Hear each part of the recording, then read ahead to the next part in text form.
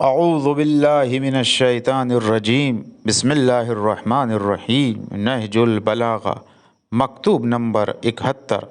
ये ख़त हज़रत अमीरुल मोमिनीन ने अब्दुल्ला इब्न अब्बास रहमुल्लाह के नाम तहरीर फरमाया।